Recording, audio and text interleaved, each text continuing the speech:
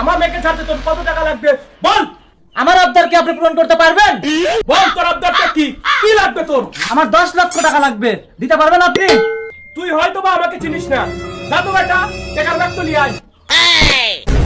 আব্বাই যে লেন বুঝিয়ে দেন আমাদের ক্ষমতা। এই নে তোর 10 লক্ষ টাকা, এটা নিয়ে আমার মেয়ের জীবন থেকে সরে যা।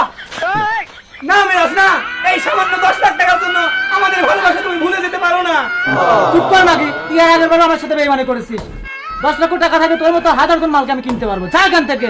আচ্ছা শান্তির ছেলে, আমি তোকে যত টাকা পয়সা দিছি সব টাকা ফেরত দে। এখন আমার কাছে 10 লক্ষ টাকা আছে, তুই আমার কাছে যত টাকা পাস সব ফেরত দিচ্ছি তারা।